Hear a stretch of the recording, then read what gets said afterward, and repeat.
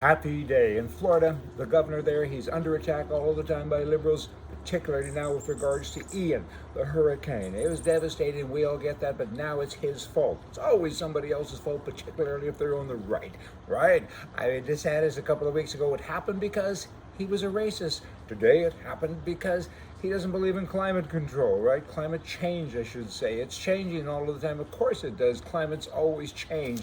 Does it change enough to make this happen? Of course not. Look way back in time. There's always been issues with regard to weather there and so many other places. These liberals, the liberals' commitment to stupidity is very impressive, isn't it? They just got to keep on being themselves, keeping with left-wing stupidism. I got a new idea for them because they're always looking for something new, something to disrupt our common sense, right? That is kind of what they do. And here's a good one for you. Clapping of hands is a new mission. It's simple enough, really. When you clap, you're happy, okay? You're happy, but you're also hitting yourself. You're hurting yourself. So when children clap, that shouldn't be allowed anymore. Here's a mission for them. It said, get going, rah, when you're in class and somebody does something nice and you go to clap, bad. That's self-destructive, and it's kind of racial prejudice too, because if you don't clap when you see a person doing something, walking across the street, if he's not in your color group and you don't clap, then you're racist. Do you follow all that? Of course not. That means then it's a pretty good mission for a liberal, hey.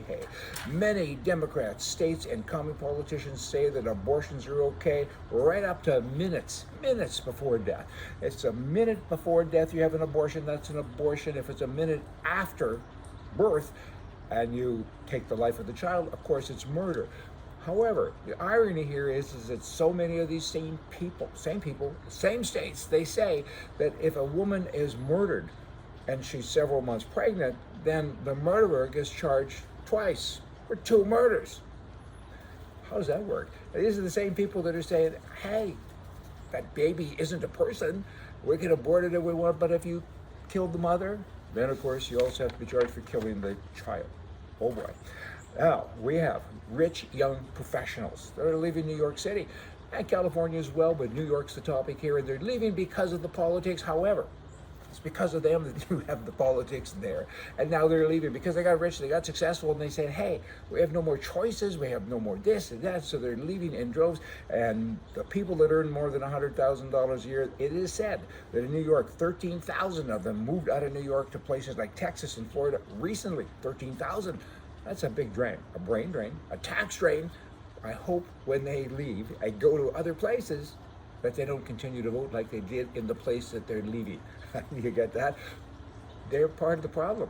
You see that in California. People are fleeing the state. They don't like what's happened there, but they voted Democrat.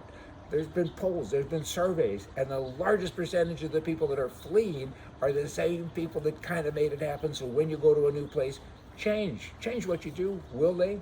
We're hopeful. People back to DeSantis and other elected officials seem to be under the impression or belief that they won't change. They say, hey, yikes, they're coming here and now they're going to wreck us. They don't even know they're going to wreck us because they left and they're coming. Hey, everybody pay attention is all I got for you. Now, Alberta, Canada, you have a gal there, Danielle Smith. She's now become the leader of the Conservative Party. She's already backing up. She wasn't even sworn in, and she'd already changed some of her promises. In the corporate world, in the real world, that would be called misleading, fraud. Pick a word, right? This ain't gonna work. Outside, hear the birds. Hey, kind of nice. There's a little hummingbird flying right over top of me. Son of a gun. But politicians, they lie, they cheat, and there's no consequences. There should be. And this gal, she's already destroyed one party, and that'd be the Wild Rose Party. Now she's looking to destroy yet another party, and that'd be the Conservative Party, because she's lying and everything, not even out of the chute yet. And this isn't nice. This isn't nice at all. I wish them well, but get some rules in place. When politicians lie and cheat and change their mind, they can't do it like us normal humanoids, right? There has to be a consequence. That should happen, not only there, but everywhere in the world. Hey, y'all come back. See ya.